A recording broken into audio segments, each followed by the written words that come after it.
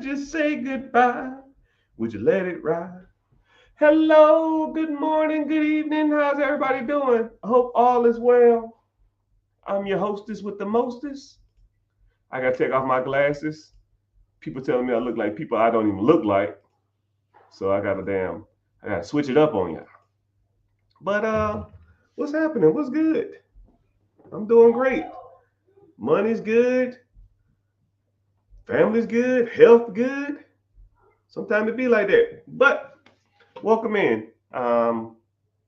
If you're new here, thanks for following. Thanks for being here. If you're not, make sure you're following. Make sure you're liking the video. I'm streaming over all social media platforms, two Facebook accounts, YouTube, a Twitch, Twitter, and an Instagram account. So and on YouTube. So if anybody says anything other, I don't have a lot of accounts. I always get people messaging me talking about how many accounts do I have. Generally, you only see me on one account. And if you want to head over from YouTube, if you want to head over from all them other social media platforms, click the link in the bio. First, sign up for the free class. I have a free webinar that's I try to do it every Wednesday, but I just turn it on and just try to show up. But if it's not a lot of people in there, I'll just cancel it.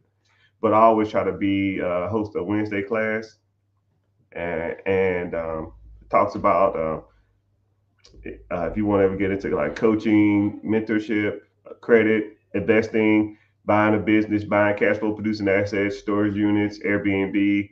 If you want to get into buying a business, if you want to get into real estate, wholesaling, bird dogging, syndication, uh, Section 8, Sub 2, any of that stuff, we talk about all that type of stuff.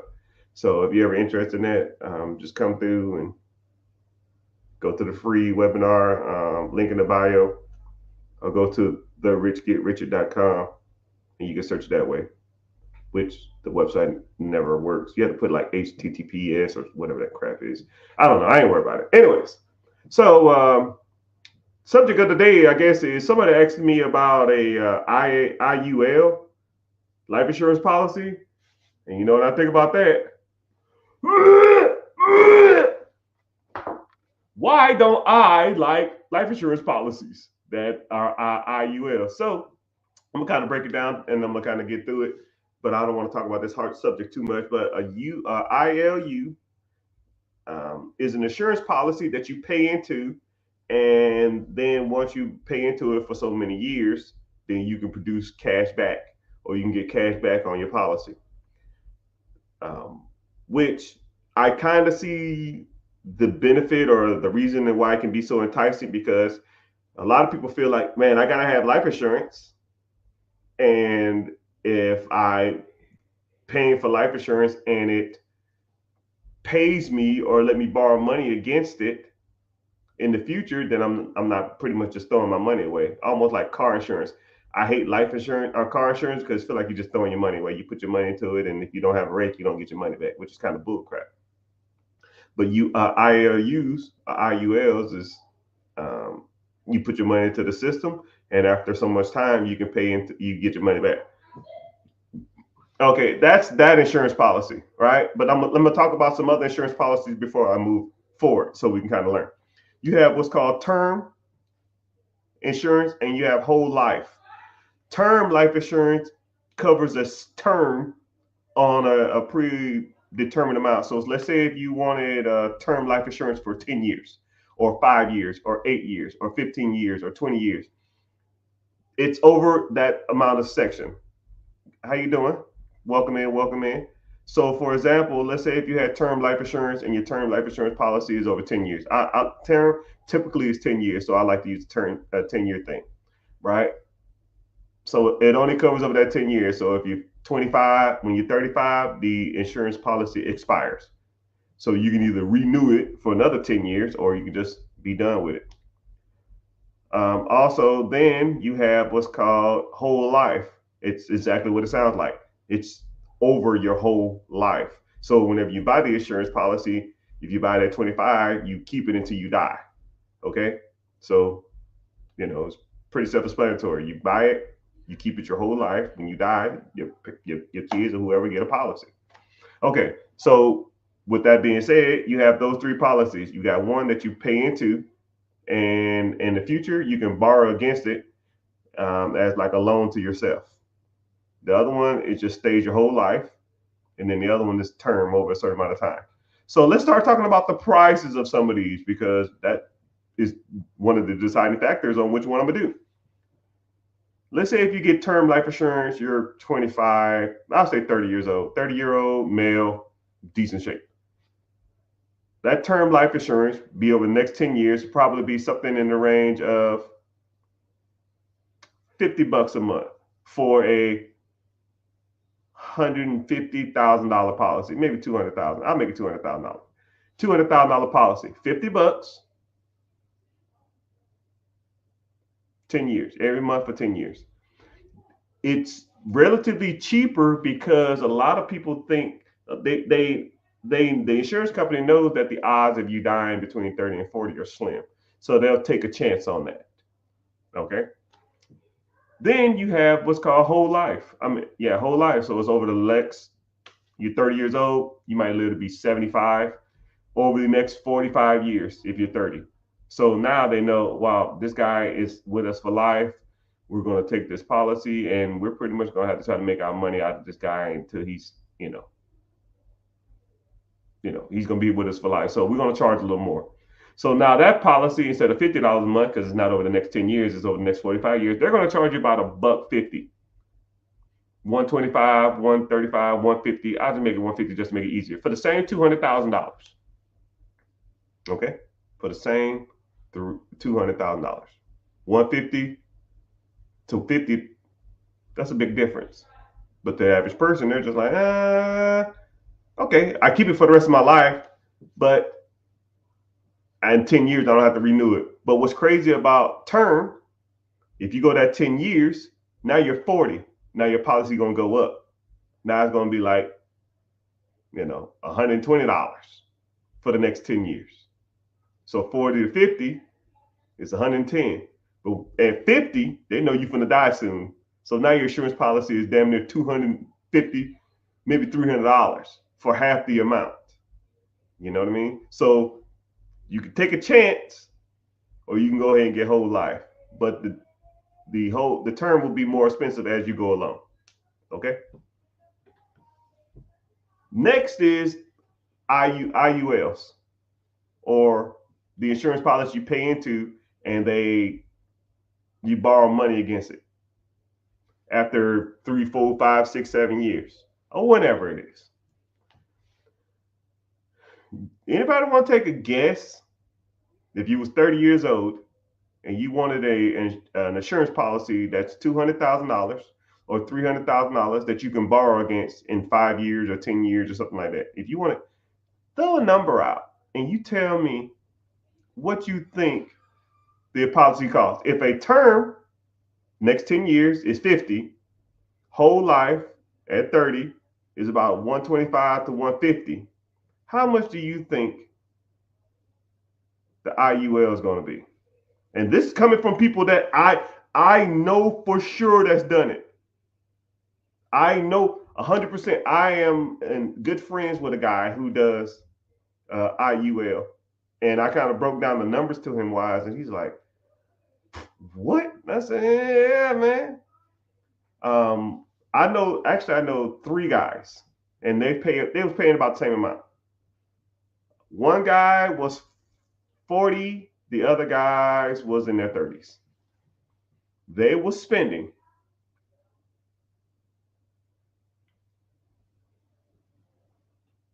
$900 to $1,200 a month for an insurance policy that they can borrow against. $900 to $1,200 for an insurance policy that they can borrow against.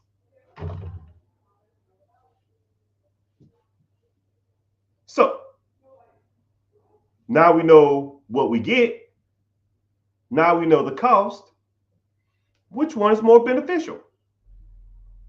Is it more beneficial to pay $150 for the rest of my life And in the insurance policy, they're going to pay me $250,000 when I'm dead. Or is it more beneficial to invest the 50 in insurance policy for the next 10 years and do something else with the money? Or is it more beneficial to pay $900 to $1,200 a month and be able to borrow against it in 5, 10, 15, in next 5, 10 years? So what I did is I broke it down numbers wise, because, regardless of what person's trying to sell me this crap or what insurance company's trying to tell me this or tell me that, at the end of the day, it's just numbers. It's just numbers. First of all, what I'll do is, real quick, I'll take the whole life versus term. $50 versus $150. Okay. Let's say you start at 30. Okay. 30 years old. You have zero in the pot. 30 years old. Let's say you live to be 70. I don't damn know. 70. So that's 40 years, right? After 40 years, if you just got term life insurance and the extra $100 a month you put into the policy for the next 40 years, okay? You got term life insurance, you put the $100 extra into a retirement account or ETF, mutual fund, IRA, something like that. The $100 after 40 years a month, $100 a month for 40 years, you will have in that index fund, if you invest in the S&P 500 average, you will have $1.9 million.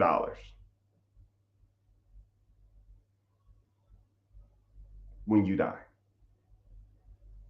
And then a lot of people say, well, I'll just, well, my parents nobody won't get that money from my death benefit. Like, yeah, they'll get 1.96552.62 million dollars, almost $2 million.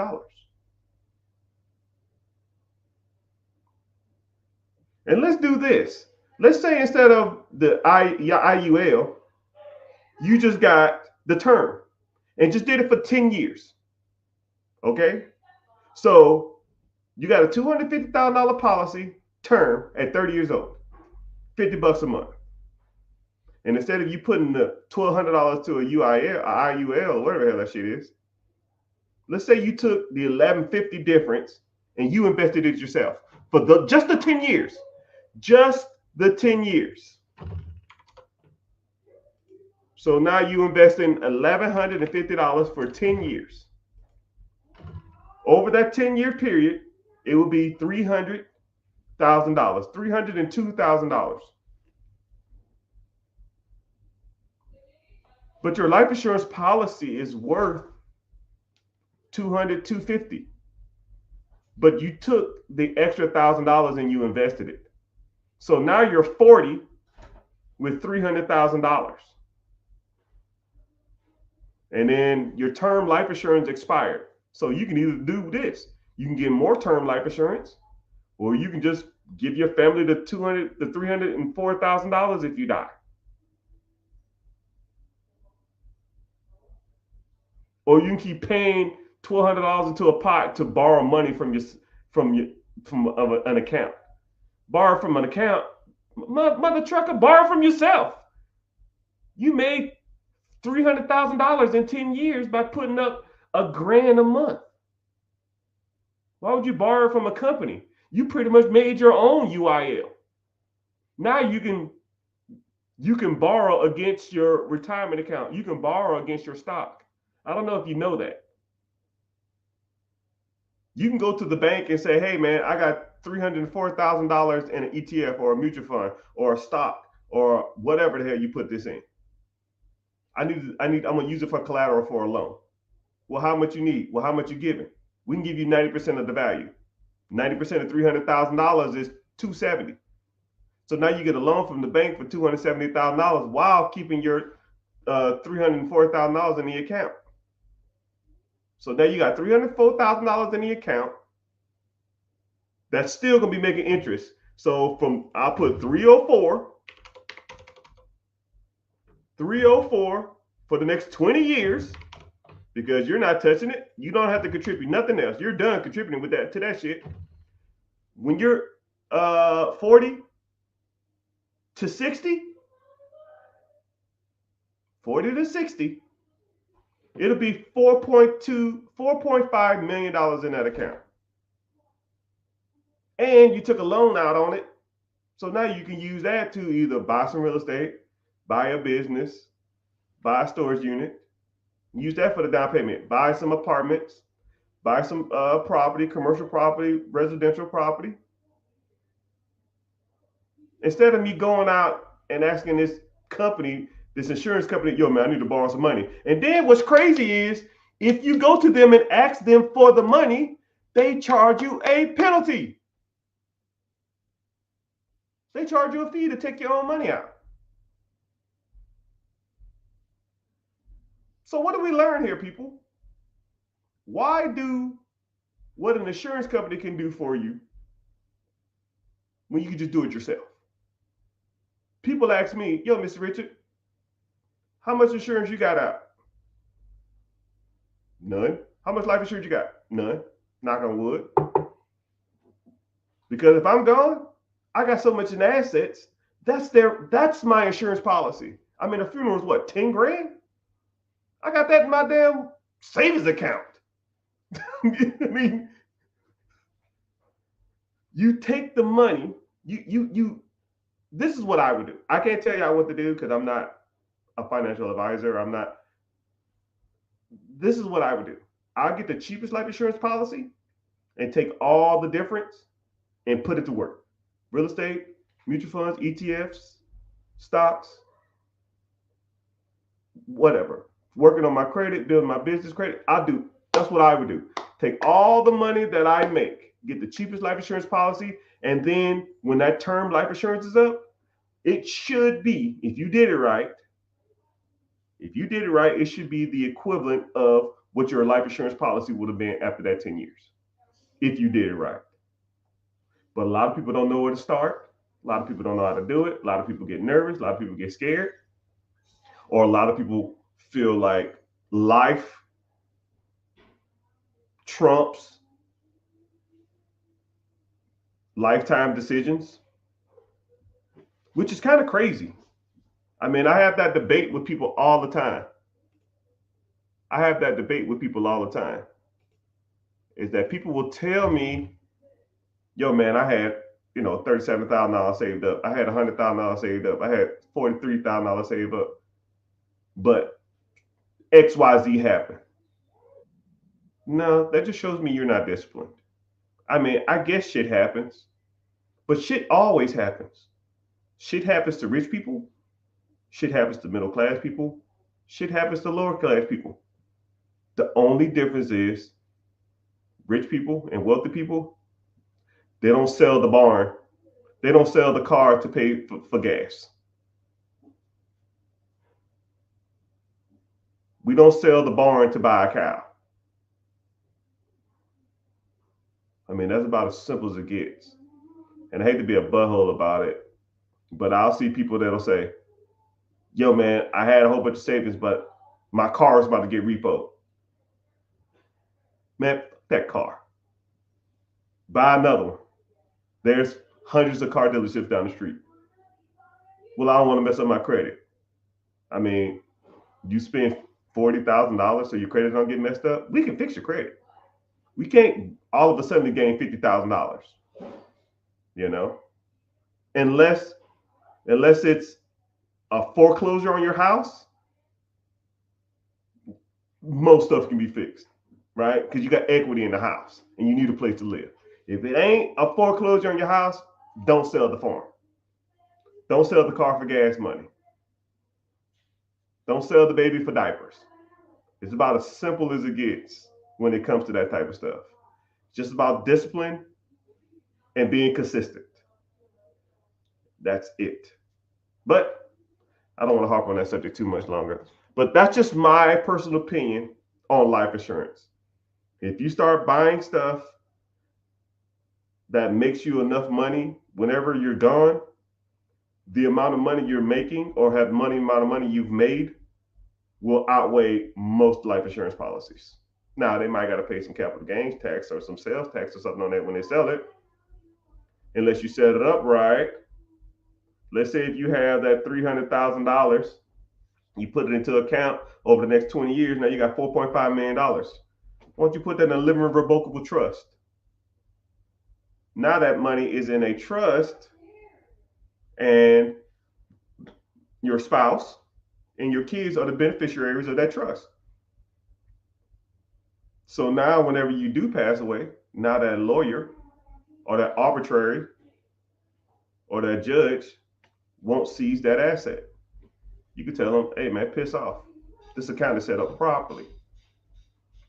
And then you receive interest on that $4.5 million a year, which is $566,000. $566,000 at 60 years old every year for the rest of your life. And when you're gone, your spouse will get $577,000 a year for the rest of their lives. And then your kids will get $577,000 for the rest of their life. Then their kids' kids get $577,000 for the rest of their lives because you put it up in a trust. That's why it's called a trust fund baby, because they receive a check for the rest of their lives that they don't have to do shit for, because their parents or their grandparents or their great-great-grandparents made a couple of smart financial decisions, didn't buy a stupid ass Hellcat, and put that money to work. You know, if I'm on my deathbed and I'm thinking to myself, man, I was the coolest kid in America about 30 years ago when I got that Hellcat, or man, I'm surrounded by family, friends, loved ones, and they're gonna be happy as hell when I'm gone because they're gonna get a fat ass check for the rest of their life. It's your choice, people. It's your choice, right? We all make decisions. Some of them not the best. But this is the type of things that we talk about in my coaching group and in the free webinar. Click the link in the bio, click my name, and it'll say a website, sign up. It's coming up here soon, so sign up and I'll see you there. If you like talking about this type of stuff, I'll sit here and talk about money all day. So I mean, but that's just my opinion on life insurance policy, right? If you have a bulletproof trust fund that's in an ETF, you can almost get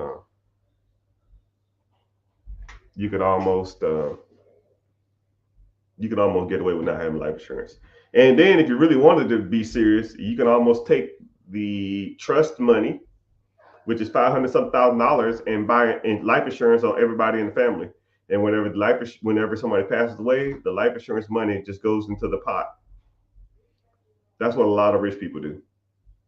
The life insurance, the interest from the mutual funds or the ETFs or the index funds, the profit will pay for life insurance for everybody, which kind of makes sense if you think about it. And whenever you die, the family benefits from the life insurance, not one specific person. It just goes into the trust. The trust gains interest, and the interest is paid out to the family over their lifetime. That's how it works. You like talking about this kind of stuff? I'll sit here all day and talk about this stuff, but I try not to. Somebody said, "What kind of business can I buy for 150,000?" Brother, you're rich and don't even know it. Hey, y'all loud. The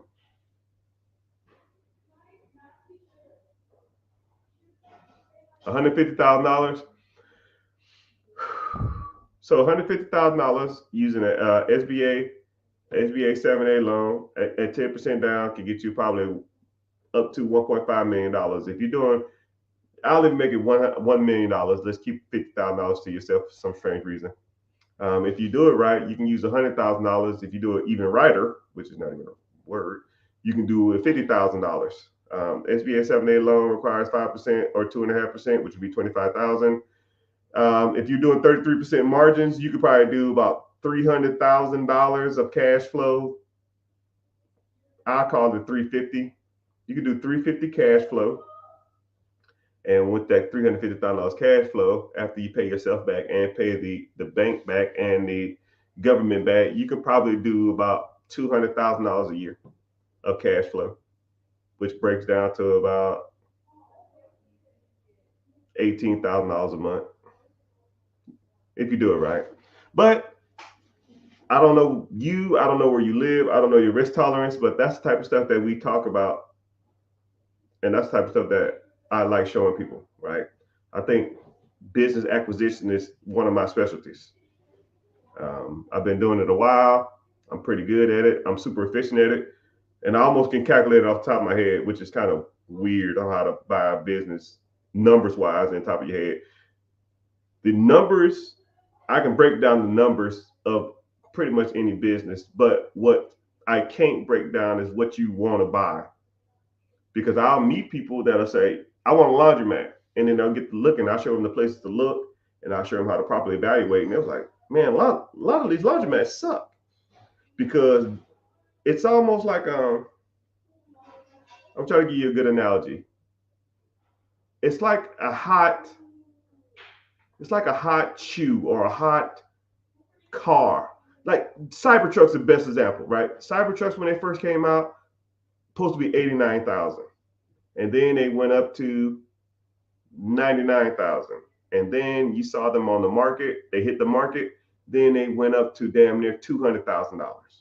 But over time, they started going back down 200, 190, 180, 160, 155, 140, 130. And they just kept going back down. Now they're damn near back to what they normally cost because there was a huge demand for them.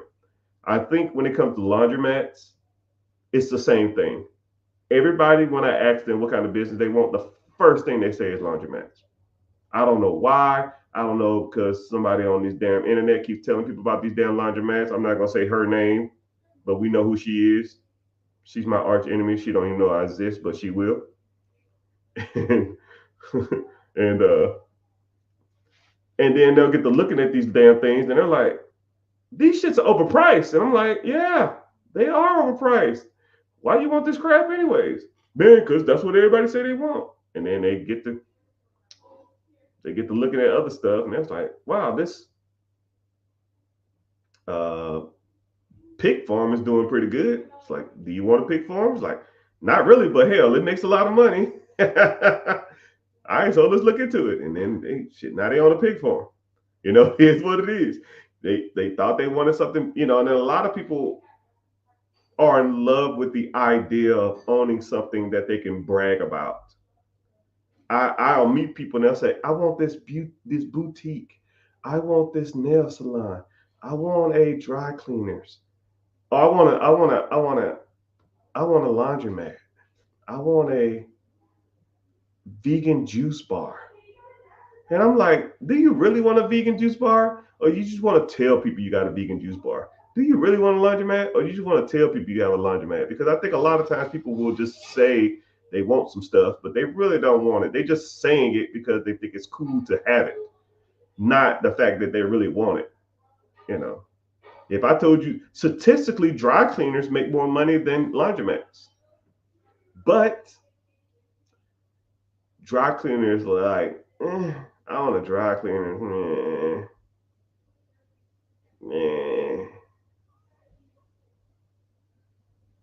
Or just like if I told you that mom and pop pizza places make more money than Little Caesars. But you know what's cool? Telling people you own a Little Caesars. Not, I own a pizza place. I own a pizza shop. Anybody can say I got a pizza shop. But to tell people you got a Little Caesars, like, man, I'm cool. Man, you got a Little Caesars. I own a Dunkin' Donuts. Dunkin' Donuts, damn near ain't good businesses to own. They require a lot of overhead. The franchises take a lot of money. And the profitabilities aren't that high. They're not that good. But people want to tell people I own a Dunkin' Donuts. I go in here every week. I get my frap latte. I check on my employees and I leave because they think it's cool. fuck cool. Let's get to the money. Let's focus on the money. Once you start looking at the money aspect of some of this stuff, then you'll realize, because I meet a lot of people, it's the day they sign up. Yo, man, I'm ready to go. Cool. Watch these 5 videos. And they'll come back to me and it was like, or I ask them, what business are you interested in? And it's always the same shit, right? The pretty businesses, the cool businesses to own. I say, watch these 5 videos before we even talk. They'll watch the 5 videos and they're like, yeah, what business are you interested in now? Shit, I don't even know, man. Your whole perspective will change because you'll look at them things and like, these aren't even that good. People just buy them because they think they're cool, but they're really not. But you got to learn that type of stuff. Say word, word.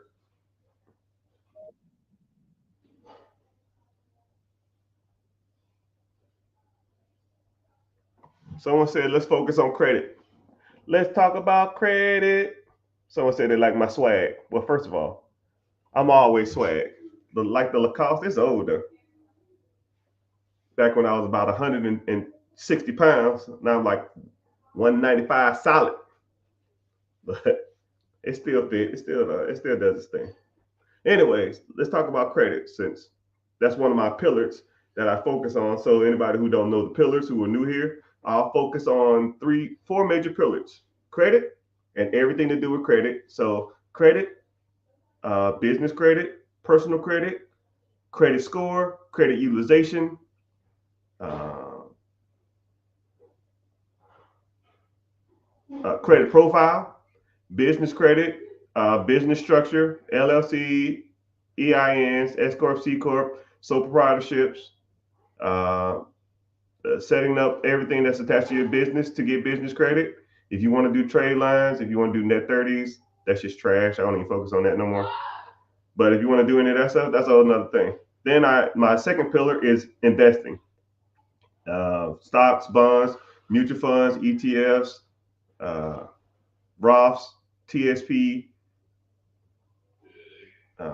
just everything that you can do with investing, right? The different apps you can invest into, the different apps that you can use, the different mediums, the easiest way, the simplest way, reoccurring payments, recurring investments, all that kind of stuff.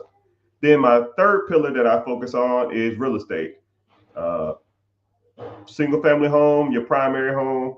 Let's focus on investment property. Let's focus on duplex, quadplex, fourplexes. Let's focus on commercial buildings. Let's focus on, and then we'll focus on how to acquisitions of real estate. Acquisition is just a fancy word to buy something. Disposition is just a fancy word on selling something. So acquisition of real estate, buying, right? So you can do owner financing, you can do sub two, you can do seller financing, you can do section 8, you can do wholesaling, you can do bird dog, you can do flipping, you can do, oh man, uh, tax liens, tax deeds. Um, I mean, dude, I can go on for hours. And I can, what's crazy about it is you can pick one main subject and I will just talk about it for 3 hours because I could just been doing it so long. I'm not reading a script. I mean, I'm looking at a YouTube video and a financial chart right here and a screen with myself on it. I mean, it's just, you do it for so long. That's just what you do. Then also we talk about ownership of businesses and processes that make you cash flow, right? Owning the business, absentee business, semi-absentee, owner occupied. You could talk about storage unit. You could talk about Airbnb. You could talk about um, you want to get into Turo. You want to get into, I mean, dude, whatever, whatever you want to get into, that's what we break down, and that's why we're here, and that's why we learn. Okay, give me a sec. I'm gonna switch over to a site and see what's going on. Someone asked on how to get your utilization down. That's we're talking about credit, so we'll talk about that. So whenever it comes to credit, you have different credit factors, and you know what's cool is I had a guy asking me this a while back, and I kind of broke it down for him in a similar style, and he was like, "Damn, that shit was right," because I did exactly what you said, and my score shot up. And I was like, "I don't have to lie. I mean, this is just the way it works." You know, a lot of people, you know, in most of these segments don't talk about what you need to be doing. They just kind of like gatekeep and then trying to then sell you the game, which I gotta respect their hustle, but a lot of times you can just look this stuff up. You just don't know where to go to look for this stuff, and I just been a lot of misinformation out there. So, anyways, whenever you focus in on your credit, you have two sides of your credit, right? You have credit profile, and then you have your credit score. Your credit score is just a reflection of your overall credit health, but your credit profile is how much credit you have to how much credit do you have out amongst other people, right? If someone has a $300 credit card and someone has a $300,000 credit card, well, I won't say 300, a $30,000 credit card, the credit profile of the guy with the $30,000 is stronger than the guy with $300. So you need to work on them both. You need to work on your credit score, and you need to work on your credit profile, credit utilization. So you have debt to income ratio and you have credit utilization. So you gotta know the difference between that too. Credit utilization, debt to income ratio is more so for like buying houses or buying cars, more so housing. It's just how much money you bring in versus how much debt you have.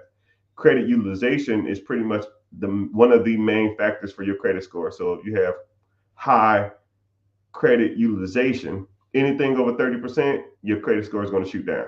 They say 10%, 30%, 50% are your levels. So if you below over 50, your score is going to be the worst. Anything below 50 but above 30 is going to be a little better, but still not that good. Anything below 30, you're going to start getting a little better credit score. Anything below 10, your score on utilization wise is maxed out. So one, you need to get your utilization on your credit cards down, and it only pertains to revolving debt, not your cars or your house or any type of other debt that you have. It's typically credit card usage. So when people say that, they come to me and they say, "Yo, I paid off my car. My credit score stayed the same," or something like that. I say, "Shit, your credit score going to drop because now that credit profile with that long credit on it, long credit payments on it is going to drop now because it's going to fall off your credit. So, or that account is going to be closed. But you should have just took the extra money and paid down your credit card bill. Well, how much credit card bills you got? Well, I owe $10,000. Well, what's your balances? 15,000. Well, that makes you 66%. 66% is higher than 50. You got to get below 50, then below 30, and then below 10. Right? I don't care if you pick up extra hours at your job. I don't care if you start a side hustle, which I can help you with that. I don't care if you start a little side business and making extra money. I don't care. But you got to get some extra money coming in because that's how you get it done.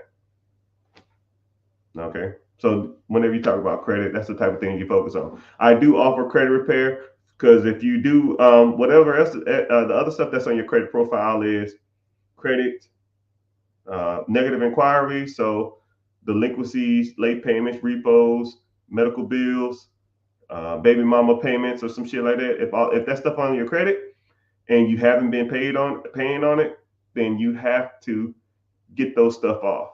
Which there's consumer laws that help you fight to get some of that stuff off, right? Which you can do it yourself, or I can help you do it.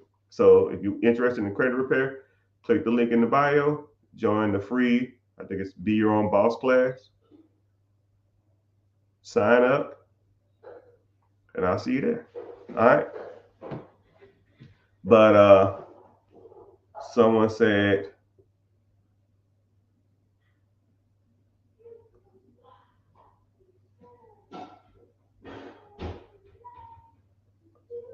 with an extra $1,600 a month in my pocket, yeah, brother, you gotta put that to work. One thing that I like to focus on is taking your short-term money and making it long-term money. You got to take the money that you earn and make it work for you. If a dollar comes into your house, you can either do one or two things with it. You can take it, you can go spend it, or you can train it or put it somewhere else to go out and go find more money, right? And then after 5 months, 6 months, 3 months, whatever the hell you do, it's going to come back. It's going to have a buddy and a girlfriend and some couple kids, and you're like, "Hey, what's going on? I like your little family, but let's go out and make more babies. Send them back out." Or you can just take it and spend it on some bullshit and it's gone. So, and then a lot of people always talk about I have no extra money. Everybody has extra money. Everybody. If I looked at your finances, I can look at your debit card statements for the last 4 or 5 months, and I will rip that shit up. I'll get a highlighter and highlight every bullshit expense that you spent on it. And like, don't lie to me because I don't care, right? How many times you ate out this month? It's, how many times you ate out in the last 30 days? Some people I know eat out every day. When I was in the military, I know people that ate out every day. Every day. I have one buddy, I'm not gonna say his name. He might be watching, which I doubt, but he ate out 2 to 3 times a day. And he said he hated the way home cooked food tastes. But I tell you what, he was broke 5 days before payday. Every payday. We got paid the 1st and the 15th. It'd be like the 14th. It'd be like the 10th. Hey, rich man, I need like $100 to the 15th. I was like, yo, man, you just gonna go out and buy food, man. He's like, yo, I can't, man. I can't eat this, man. I said, and then it wasn't even like McDonald's, right? I can understand if he was like, let me get a quarter pound, like a McDouble and a small fry. No, that dude was going out and getting like hibachi chicken and Mongolian chicken and, shrimp hibiscus and all kind. I was like, bro, you eating lobster tails, man? Of course. And he didn't learn. Some people don't. But I promise you, I can look at a lot of y'all finances and find money. Second thing is entertainment. Going out to eat. I wouldn't say going out to eat. Going to the movies, going to the clubs, going to the bars, sports gambling, Netflix, Hulu, Disney Plus, cable, basketball games, football games, soccer games. Well, Mr. Rich, I'm going to be bored as hell. You want to be bored and rich or broke as hell and living your best life? You pick your struggle. You can complain about being broke or you can complain about being bored. I'm bored all day long. I'm the boringest person you'll ever meet. I go nowheres. I does nothing. You know what I do for fun? I got an electric bicycle and I drive up and down my street when I'm bored. Sounds like fun, right? I wake up, I go to the gym, I come home, freshen up, talk to the missus a little bit. I come in this office and I start handling business. About 4 or 5 o'clock, I go ride my scooter for 20 minutes, listen to whatever music I want to listen to, come back in, I keep going again till 11, 12 o'clock at night, maybe 1, 2 in the morning. Go to bed, do it all again. Every day. Every day.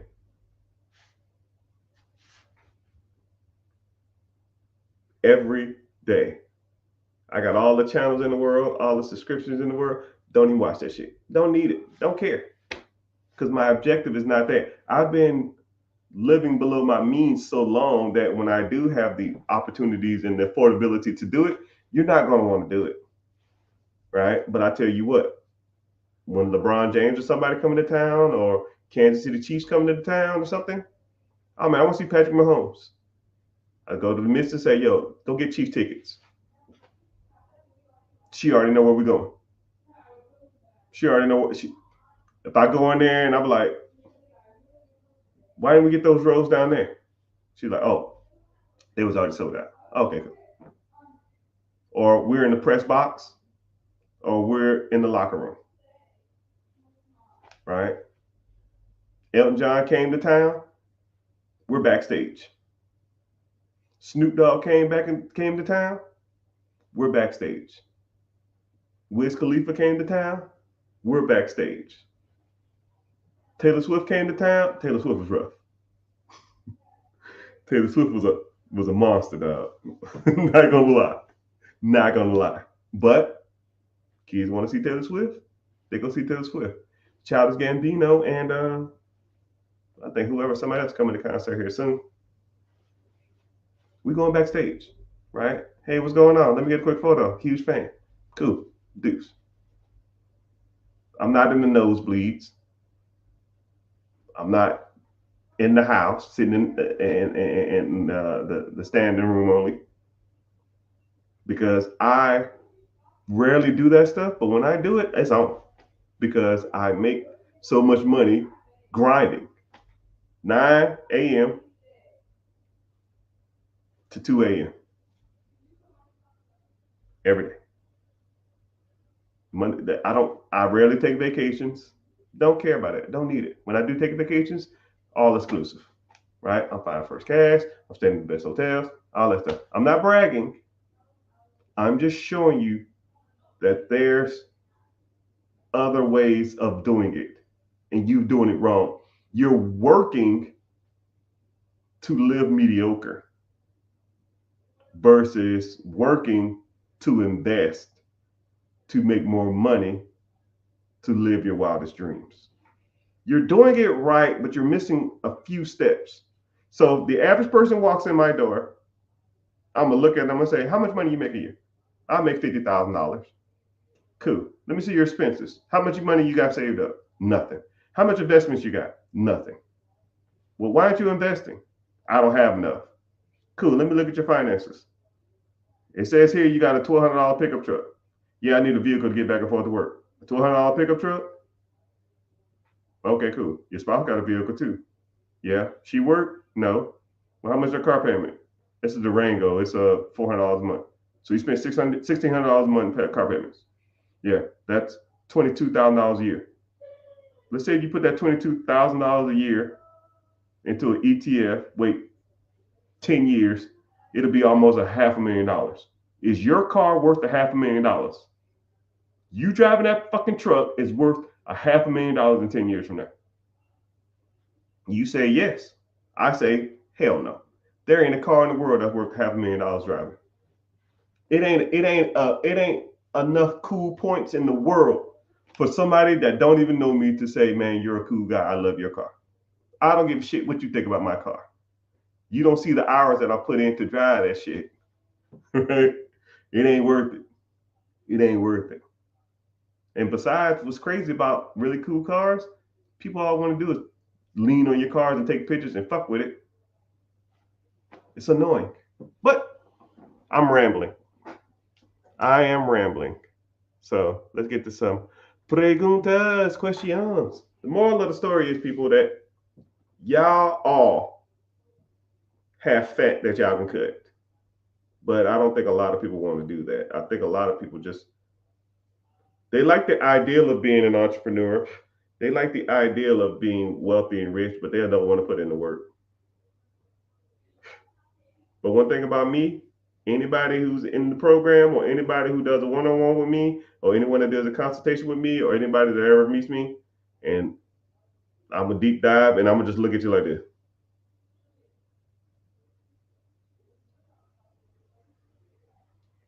How much?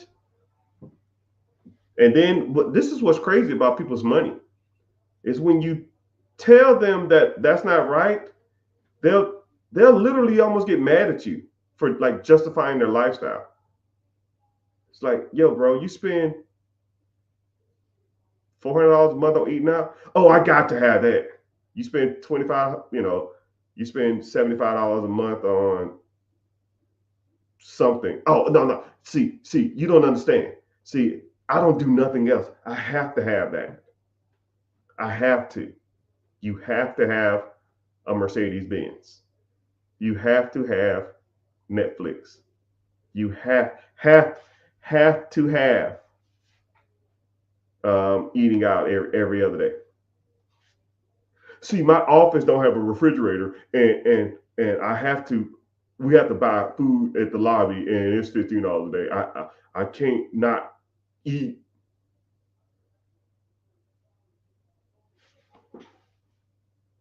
Because the bad part about it is, for those who don't know me, I'm going to give you a quick synopsis if y'all new here. I was in the military for 21 years. One thing about military people, they blow their money. Red Bulls, Monsters, and eating out at lunch every day. Every day. And I would almost envy people, which you shouldn't do, but people will come back with their lunches and they'll get like Mac Daddy Hibachi, Mac Daddy Sushi Cafe. And I'm just like, God dang. How much was that? Oh man, this was $15, $14. And I mean leftover pork chops or some shit. I mean, it is what it is, man. And now look at me. Not motherfuckers like that, still struggling. But that $15 I was taking, I was investing. The Netflix, I was investing. The cable, I was investing. The NFL package, oh, I gotta watch sports. ESPN package, I'll be investing. I'll catch the highlights on my cell phone.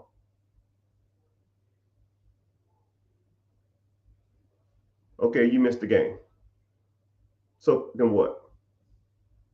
Now, this is what's crazy. I missed out on sports for like the last 15 years. Now, I got an invite to be a co-owner of the Atlanta Falcons. Now I can go to every game for free. It's crazy. It's crazy work. Crazy work. You want to watch the games and be cool, or you want to be a co-owner of the team?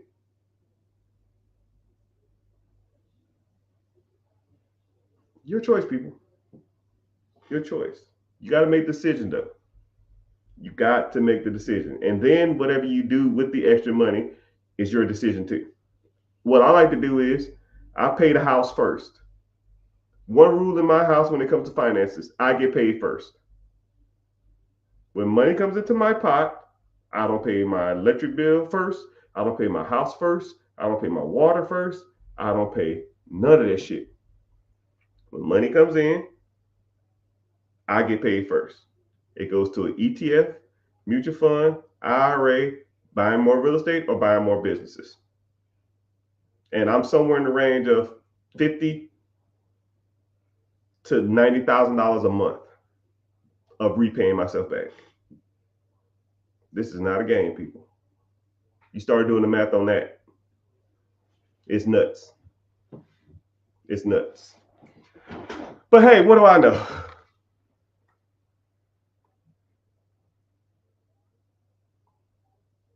What do you think of 401ks? 401ks are good. 401ks, if they match, I always get into a pissing match whenever people talk about 401ks. So,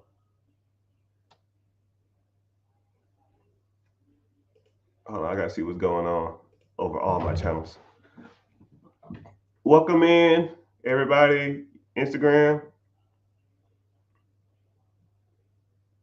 YouTube, Facebook. What's happening? I see you. Twitter, Twitch, TikTok. I see you.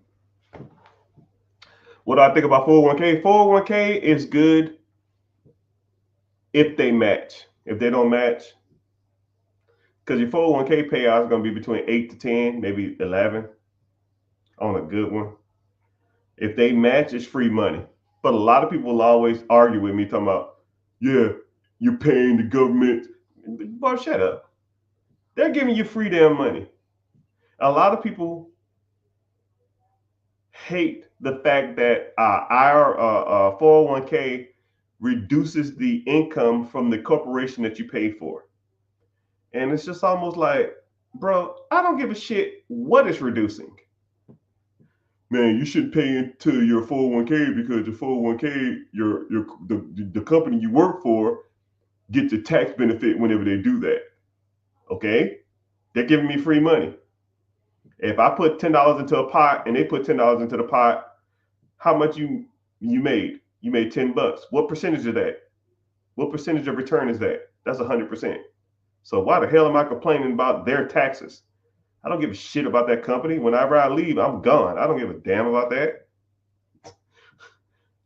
Shit, company gonna use your ass anyways. Hell, talk about how much the company makes off your ass in labor.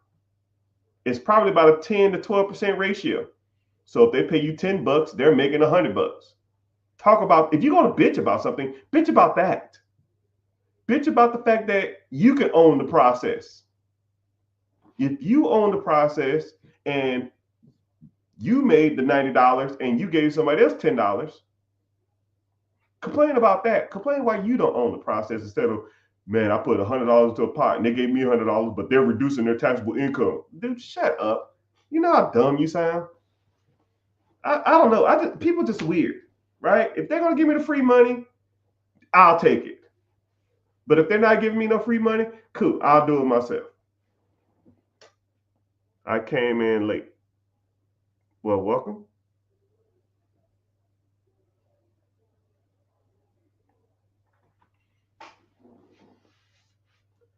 Do you think it's a good idea? Do you think it's good to build an Airbnb in the backyard of my rental?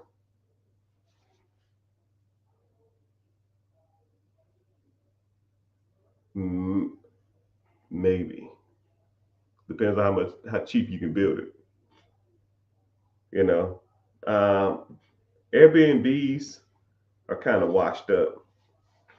This is just my personal opinion. I give it a few years, man, and these industries are going to dry up. They're probably not going to dry up, but they're not going to be as dominant as they was. Airbnb, VRBO, and Turo, because these companies have projections, and when they don't meet their projections, they raise their prices. And when they raise their prices, the consumer and the host feel the pinch.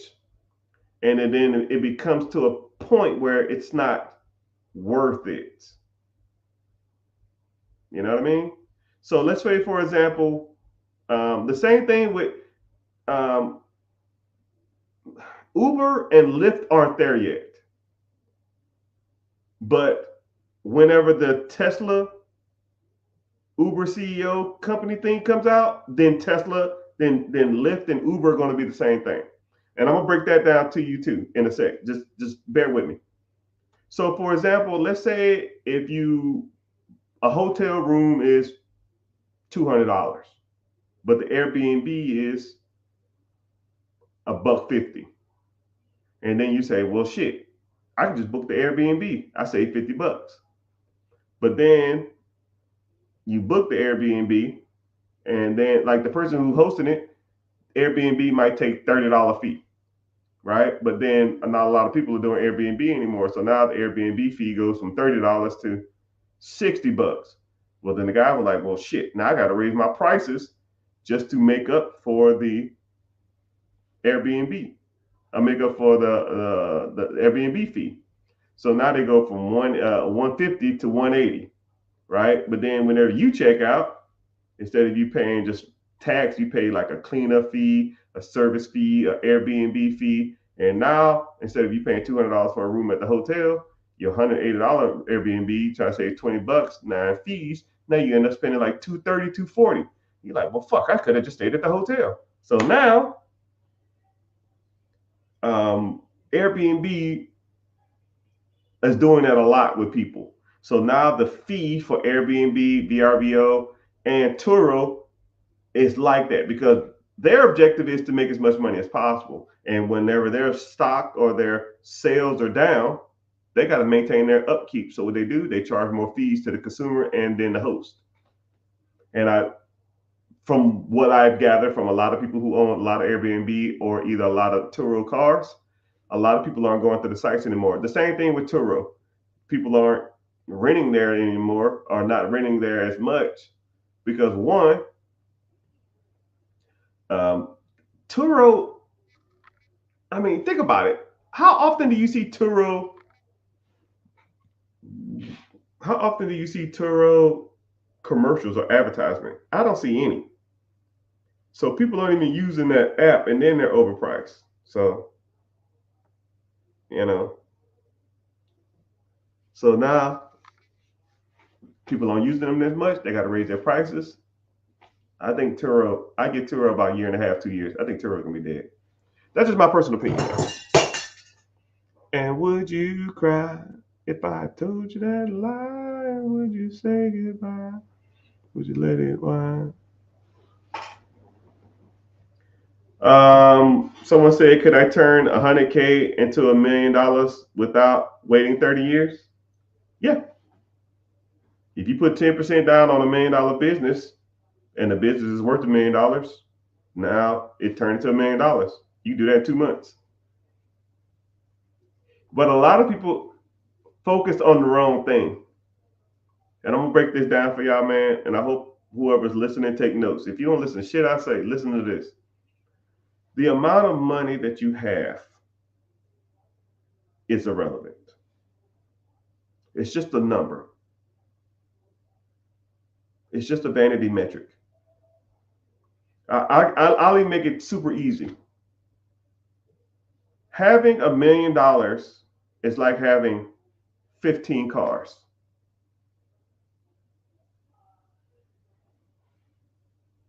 What's the point? You only can drive one. But the one you drive the most, how is it benefiting your life? Okay? I just use that as an example, but I'll explain what I'm saying. $1 million in the bank, I'll give you $1 million cash, or I'll give you $10,000 a month for the rest of your life. Which one do you want? And a lot of people say, oh, I'll take the $1 million. That's a typical answer. You take the $1 million to go out there and I'll take the $1 million, I'll go out there and make XYZ. I'll flip that. You're not gonna flip shit. I'll go out there and do this and do this and do this. Why go out there and do it when it's already done for you? Why take the $1 million when the $10,000 will support you for the rest of your life? Why take a Lamborghini when a Honda will support you the rest of your life? Why take a supermodel? Why take a 10 when the 6.5 will clean your house, take care of your kids, feed you, do the laundry, all that kind of stuff for you, right? Supermodel ain't gonna do shit. The $1 million ain't gonna do shit for you. The $10,000 will feed you for the rest of your fucking life. For the rest of your life. Most people can live off $10,000 a month. I can't live off $10,000. Bro, shut up. You're living off $10,000 a month now. It'll probably damn near be double your income. So, moral of the story is, individual stated, how do I turn 100K into $1 million? Better question. How do you turn 100K into a paycheck that you can live off of for the rest of your life? Fuck the $1 million. Now, if you want to get into that, that's my specialty. You hang with me and start rolling with me for about a month, you'll see a clear path. You just got to do it. You will see a clear path.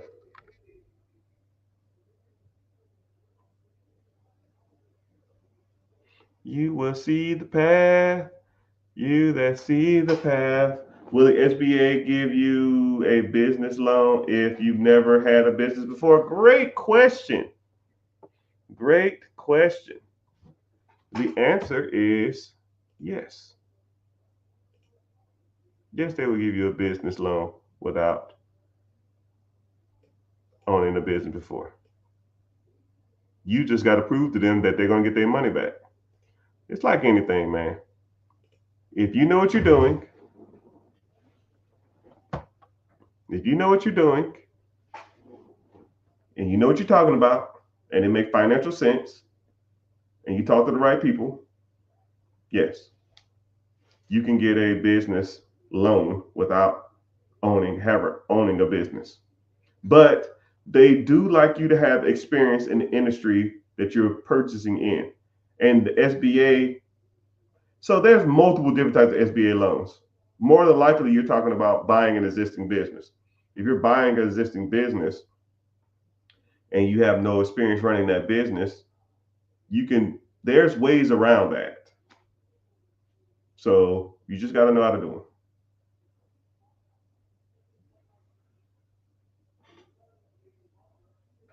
Do I think the fundraising real estate app? So fundraising app is called a REIT. REITE.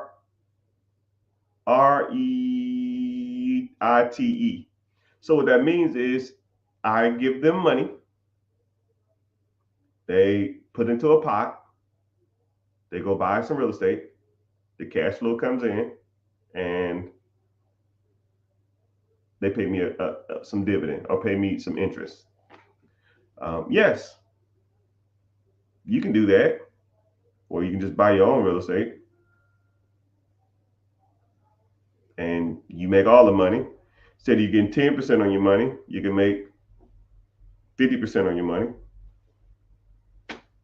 Right? Why give a company 20 grand when I can give? Why give a company 20 grand when I can take 20 grand and put down on my own house and make my own money?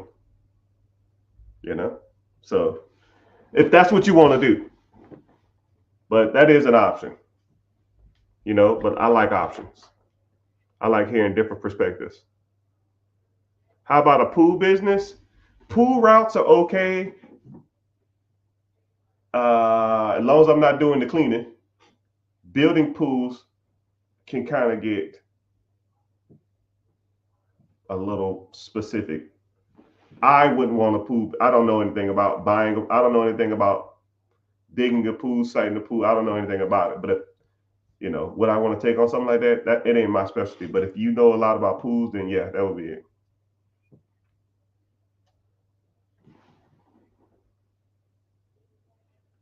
Someone says, I'm so busy watching the live, I never thought to ask you how much the classes are. So I have a free class coming up. The link in the bio. You there? Yeah, I see you. How are you? I'm not to say your name. SEH something. I don't know. I see you on Twitch. I appreciate you being here. Someone said, oh, so it just depends on what you interested in. I have different programs. I have different classes. I have different stuff. So if you want to click the link in the bio, join the free class. It should be joining. It should be, you are great. No, you're great. I'm from, I grew up all in the South. Louisiana, Tennessee, Texas, South Carolina, Georgia, Florida. I never really lived anywhere north of Kentucky, and I never will. I hate the cold weather. Are you talking about the classes that I offer? I don't know where you're looking at it from, but either click the link in the bio, join the free class, and then I talk about, real estate, businesses, credit, getting business funding, um, investing. I mean, we do it all, right? I'm the one-stop shop, which that's what I should change my name. I used to not be the one-stop shop, but I just got tired of people asking me how to do stuff in certain realms, so I just started doing it like that.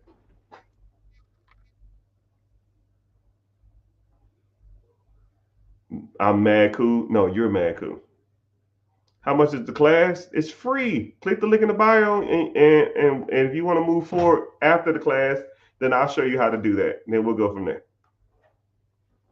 What do you think about dry cleaning businesses? Great question. I love them. Dry cleaning businesses, especially up north, northeast, best places for dry cleaners. Up north and near military bases and near alternation places. High tourist places or wedding destinations and places that public transportation is prevalent. Those typical like denser cities, right? I don't want to go into specific, but like just northeast, anything northeast, man, you should be in there. If I was you, but you can make a decent living with a dry cleaners most places. Is someone said mortgage? I don't know what that means. What's going on? Always with the facts. Of course, I'm always with the facts, man. That's what I try to do. Mm.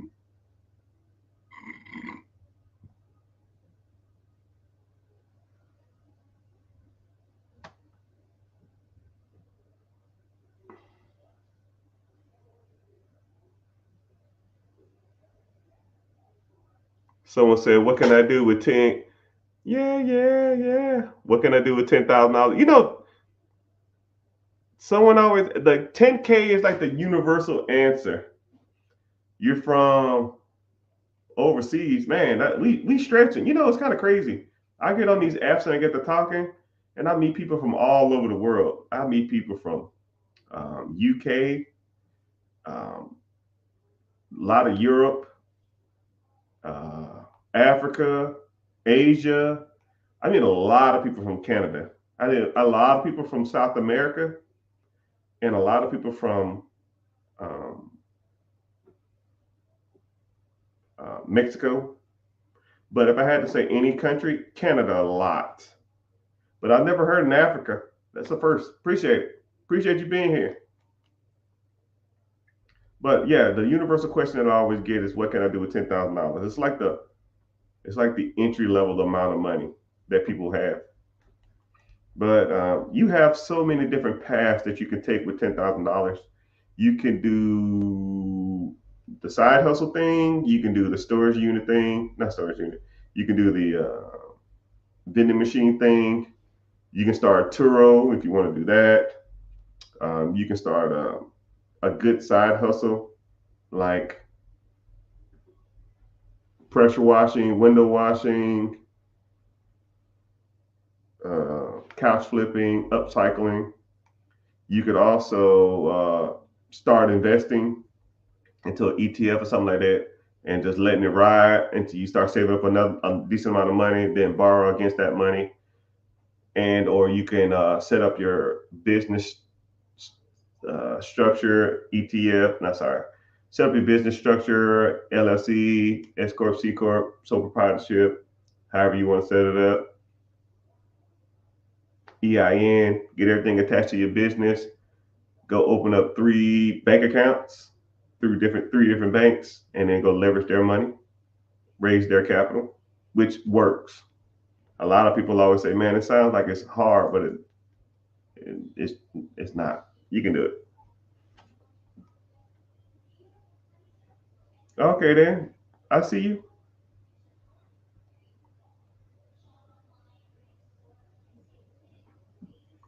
But welcome in. I don't get a lot of people from Twitch though. Yeah, once in a while I get people coming in from Twitch. Twitter in the house. I see you. I can start running ads on Twitter, but it is what it is. I gotta start posting more on Twitter too, but it's another story. YouTube in the house. The only one that pays me to be here. Facebook, appreciate you. I don't normally get a lot of people from Facebook, but it's all good. And TikTok is always bumping. Appreciate that. But yeah, you could do a lot with. My thing is, if you had only $10,000, I would go through different options for you, and then you just have to pick. You just got to pick what you want to do and roll with it, man. Because $10,000 is a decent amount of money, but it's not a lot of money, right? You might can even find a business that you can buy, but why buy a $100,000 business with $10,000 down when you can buy $1 million business with $100,000 down because you leveraged and went out there and raised capital.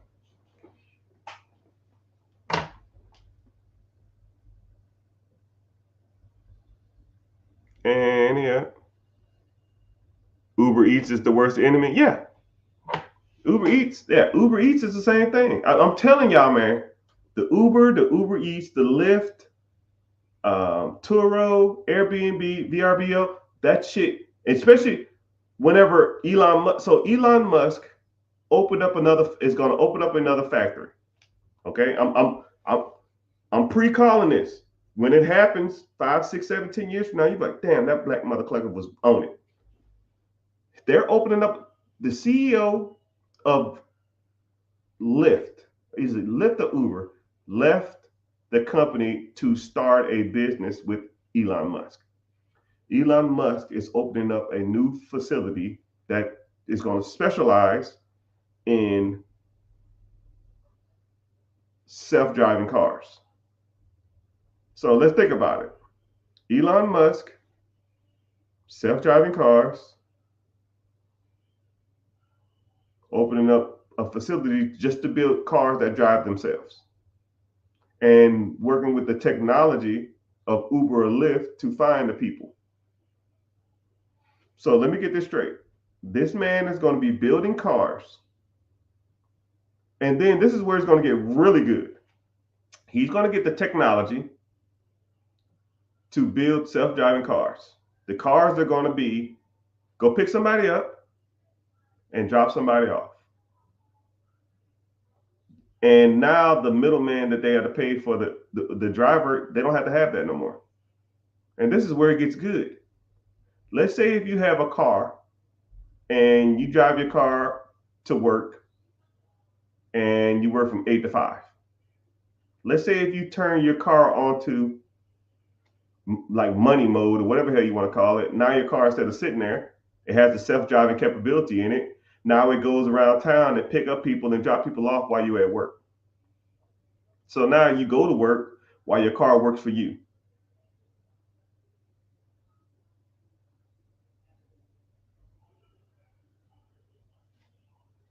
And let's say on that device, let's say on that car, it had a compartment on it, right? Let's say if the side door, the trunk or something open.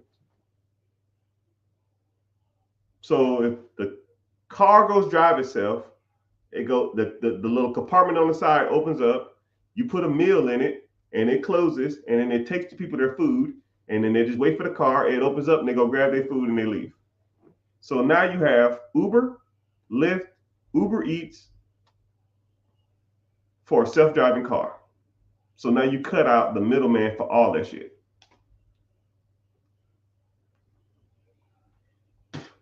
Think it's a game. Think it's a game. These people ain't out here playing around with this stuff, man. That whole industry's gonna get disrupted, especially if you're an Uber driver or a Lyft driver. They're gonna come for you. 5 years from now, you won't have a job because everybody say, if I had the option of getting picked up in a 2017 Honda Accord with some smelly dude, or I can get picked up in a self-driving car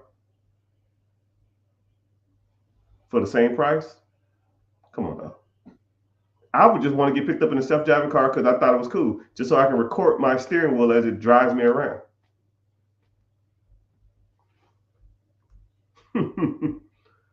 Oh, buddy. Well, y'all ain't got a clue, man. Y'all don't got a clue. What was my MOS? MOS is Army and Marines. I was Air Force, so I was a 2 Alpha. 2 Alpha maintenance.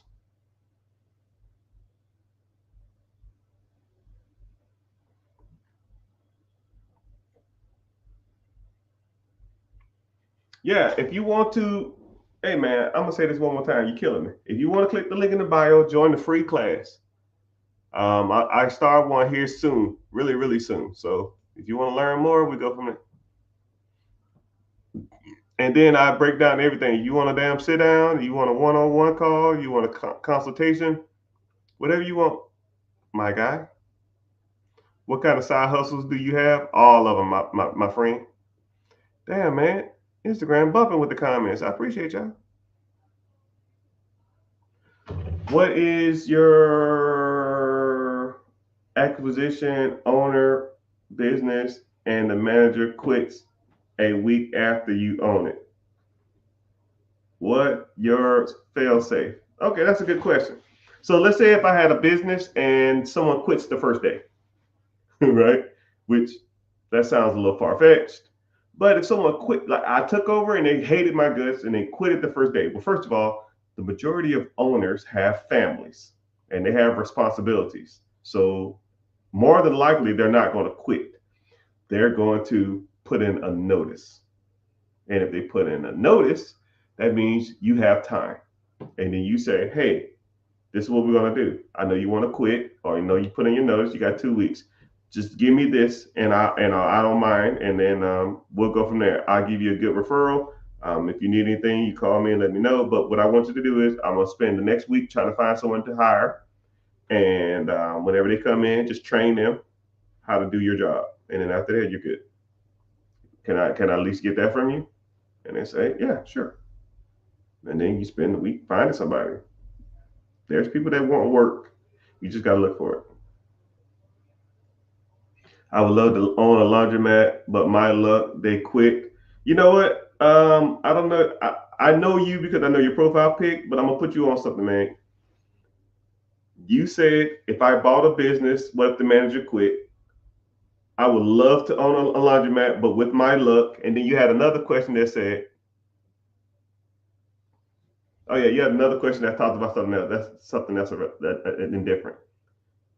You said I would love to own a laundromat, but with my luck, the laundromat would quit or the owner would quit. Then you said, I would love to own a business, but if the manager quits the week after I own it, what do I do?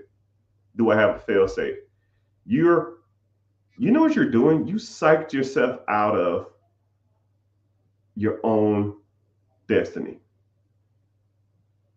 You are sabotaging your own success. If you go into a deal, or if you go into a project, or if you go into a new venue or new venture, and the first thing you're saying is, what if something bad happens? You are looking at it from a wrong perspective. You should never look at stuff like that. You should never look at things as worst case scenario. You should always look at things like, man, this is going to be great. This is going to work out. I'm going to make this work. I'm going to figure it out. And if something does hit the fan, because crap hits the fan all the time, right? I got rental properties. Hey, man, a tenant trashed your place. What do you do? Hey, man, they ain't paid rent in a month. What do you do? Hey, man, someone broke into a unit. What do you do? Hey, man, the leak is roofing. The leak is roofing. The roof is leaking. What do you do? Same thing with businesses. Hey, man, uh, we don't have enough inventory to service this. Hey, man, we your main sales associate quit. Hey, man, uh, the our payroll software is acting up. The people won't get paid for 48 hours. You know, stuff happens. You adjust. You figure it out. You reach into your bag of smarts and then you get to it. You know? I mean, say if your payroll software stopped working for 48 hours, what would y'all do? Give me some answers. You see what I'm saying? Just use your brain for more than a hat rack. Pay them out of pocket. Pay them out of petty cash. You know, tell them that there's an issue and that does anybody have anything pressing, or give them a incentive for being patient. You know what I mean? I mean, it's more than one way to skin a cat. Don't ever think of stuff like that as like the know all be all. You there? Yes. Are you replying? I reply to all sides. All your comments on one feed. It's kind of weird, which I wish I could show you what I see. I have everybody's stuff in one single file line. It's not just you. It's all the people. So on my side of the screen, which is right here, I have a list of everybody that's coming in. Everybody from YouTube, TikTok, Twitch, Facebook, Instagram, and TikTok. You know what I mean?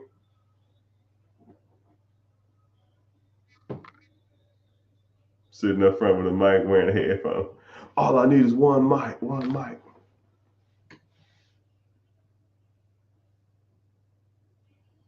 Only thing I've had to have was money for bills and to keep my family afloat.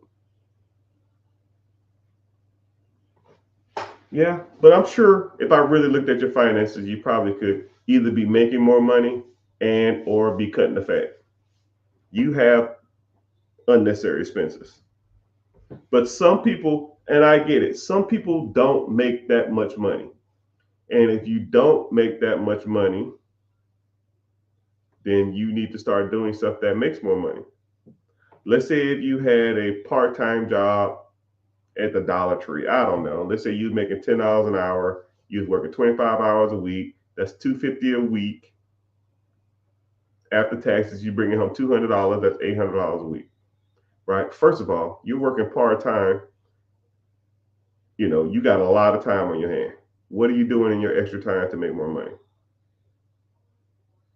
If the answer is nothing, then we have a problem. You need a side hustle, a side business. You babysitting, go walk dogs, go mow somebody's grass. People are lazy, and people will pay for your laziness. People will pay you to let them be lazy. Like one thing about me, I hate cutting grass. I hate it. It's just a waste of time to me. So I pay a guy $100 to cut my grass. Right? It takes me 3 hours. And why sit on and mow my grass every week for $3? I can just pay somebody $100 and save my 3 hours. I stopped watching sports 5 years ago. The amount of time you get back is insane. You'd be surprised at how much time you save by not spending on dumb stuff. What's a good platform to invest in? There's tons, man. Robinhood, Webull, Stash, TD Ameritrade. There's tons. Depends on what you want to do. Depends on your preference, though. Sometimes you go straight to the brokerage house and invest straight through them. Should I invest in myself or get a firm or financial advisor? Well, first of all, I don't like financial advisors. They're trash. They just take your money and they offer you shit returns. You can do it yourself. You just got to know what you're doing. That's why people like me exist, because I show you how to do it. And, financial advisors, no, yourself or a firm, but the firm charges a percent. That's why you need to learn the difference between like no loads and loads and or expenditure fees and that kind of crap like that, which I kind of break down. All I need is one mic, one mic. What's happening, brother?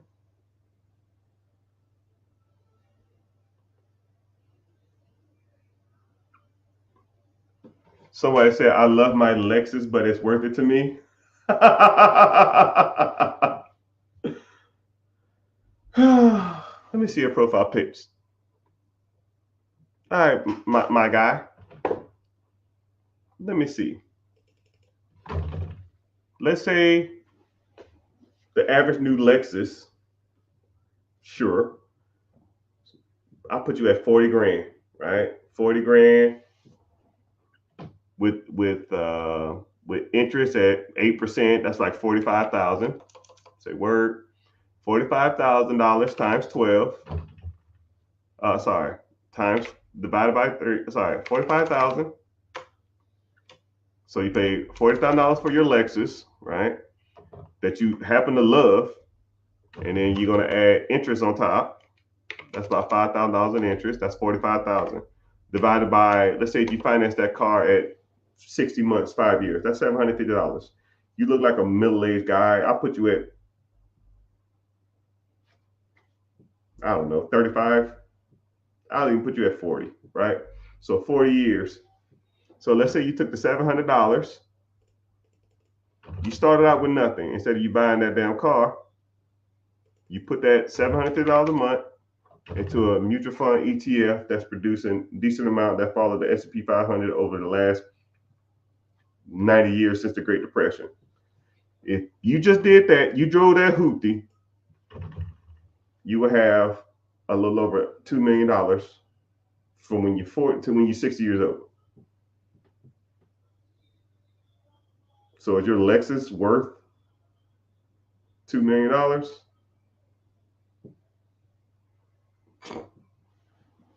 I'd rather be cool at the bank. I'll be cool in the Cayman Islands than be cool in a car. I don't know about you.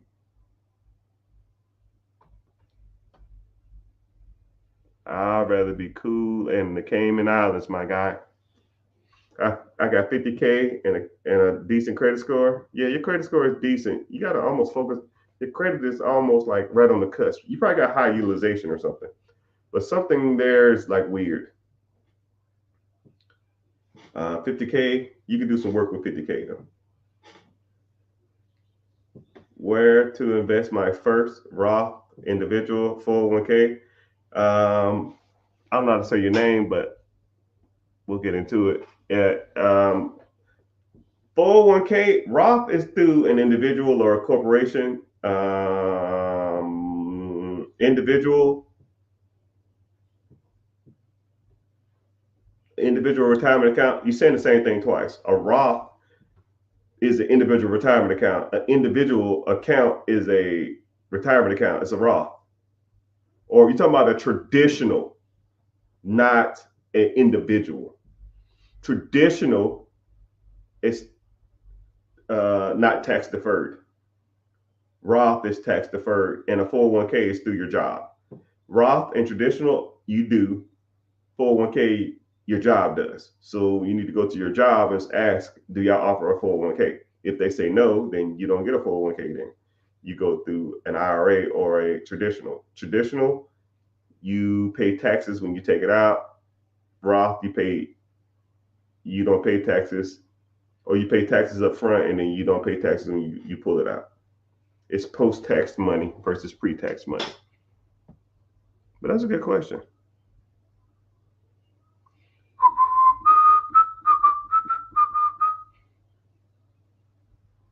Borrow against the money. We're going to get to a couple more questions, then I got to get off here. I got to do some other stuff.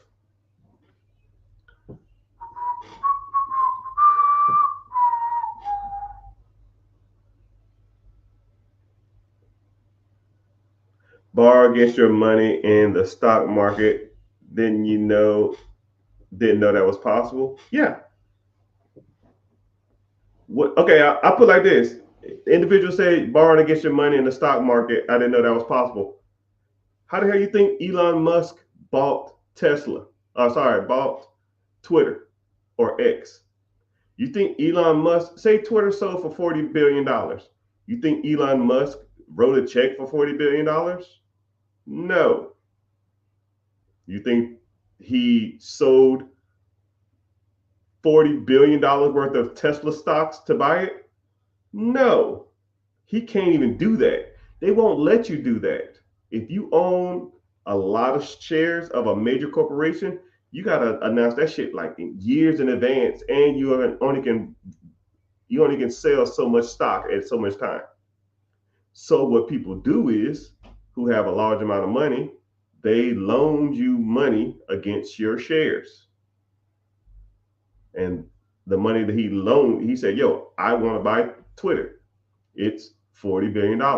I need a $40 billion loan. And all these major corporations, Charles Schwab, Fidelity, Merrill Lynch, Goldman Sachs, whoever, they said, well, I'll put $10 billion on it. I'll put $4 billion on it. I'll put $6 billion on it, because they know they're going to get a lot of interest from this dude. Let's say they all put all this money together. He got the $40 billion. He bought Twitter, and the payment on that is probably 0.5% or some crap in interest. But 0.5% of $40 billion probably is a payment of $200 million a month. But if Twitter brings in $350 million a month, he makes $150 million a month. Everybody else get their interest, and Elon Musk get the company. That's how it works, people. That's how you borrow against your stocks. But you don't have to be Elon Musk to do that. Anybody can do that. You can borrow against your 401k. You can borrow against your TSP. You can borrow against your stocks. You can borrow against your ETF. You can borrow against your mutual funds. All that shit, index funds, and that shit. If you have the capital, you can take a loan out against it while your investment is still producing income every month. And if you do it right, now your income that you bought, you use that money to get something to make more money, and now that pot just keeps feeding itself. And that's how you do it. And that's how it's done. If you having money problems, I feel bad for you, son. I got 99 problems and money ain't one. Hit me.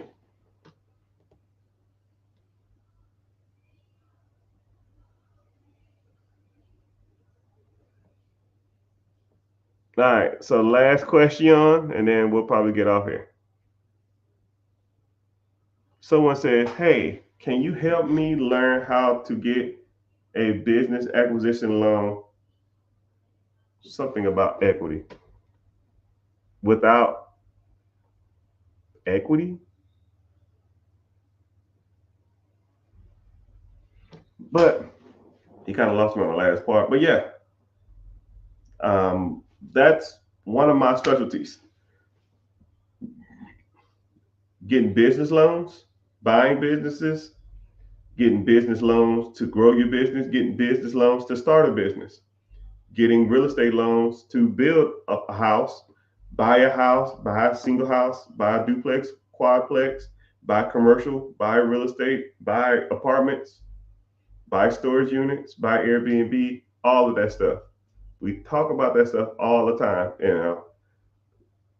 I don't want to devote too much time to an individual, so I don't like sitting here just breaking stuff down like because it ain't applicable to everybody. Because everybody's story is different, everybody's journey is different. That's why I like to focus, at least here, just on the general stuff. But if you want to learn more about this stuff, I offer a free class that we talk about all this stuff. And if you want to get into the class and learn as much as you can about this type of stuff, we go from there. Click the link in the bio, join the free class. Let's get started. About simple as it gets. And I don't sell your information. I don't need it. Don't care. You want to move forward? Let's move forward. And if you don't, oh well. No sweat off my back. But I hope you found value in this stuff. I hope you learned from some of this stuff. And I hope that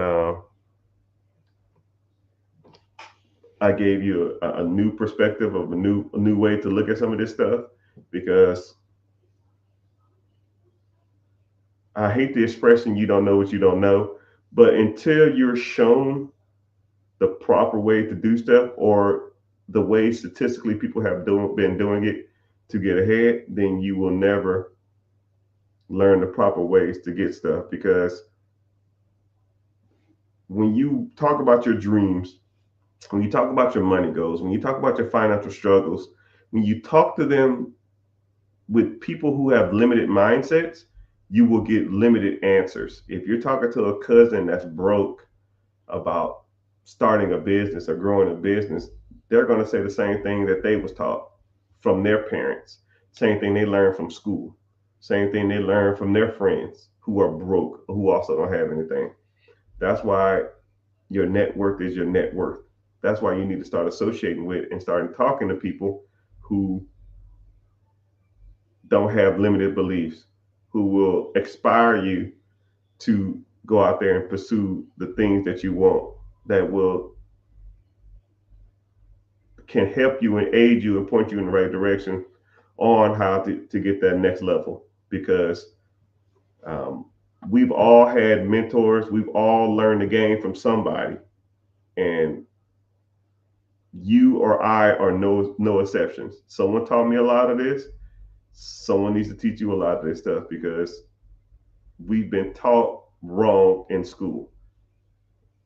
They don't even talk about anything about investing or real estate or compound interest or ETFs or any of that stuff. A lot of this stuff, terminology you don't probably never even heard of. It seems like every time I say like key words or certain words, they're like IULs. What the hell is that? ETFs. What the hell is that? Brokerage account. What the hell is that? Index fund. What the hell is that? Uh, term life insurance. What the hell is that?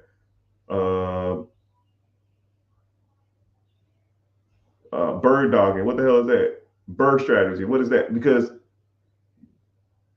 it's almost like I'm lifting off the blinders and I'm trying to get you into a better place because terminology you never heard of is because I'm speaking to a person who's limited in their financial literacy. But once you start learning this stuff and I start talking, everything starts to make sense. You know, I, I'll even give you a quick thing and then I'm out. When I meet people for the first time, I'll give them a 10-question test and I'll ask them these 10 questions. Nobody gets it right. Everybody fails. And then I give them about a 2-hour lecture. And then I'll say, okay, cool, let's take this test again. I wouldn't even give them the answers. I'll just say, what's the answer to this? And they say, I don't know. I don't know. I don't know. I was like, yeah, you failed. Hour lecture, 2-hour lecture. And then I ask them the same questions again.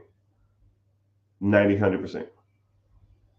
Because you just don't know what you don't know. You have to learn these skills. These skills are taking notes always. Yeah, you have to, you got to learn this stuff because no one's going to teach you. And no one's not volunteering to teach you this stuff. But if you want to learn more, always offer a free class, free webinar that talks about this stuff. Just click the link in the bio and sign up. It's called Be Your Own Boss. And it'll be the best free class you ever signed up for. And we talk about all kind of stuff. But I want to thank my audience and all over the nation. Facebook, YouTube, Twitch, TikTok, X, Instagram. Appreciate y'all being here. Yeah. Make sure you subbing and liking on all those channels too. Auf Wiedersehen.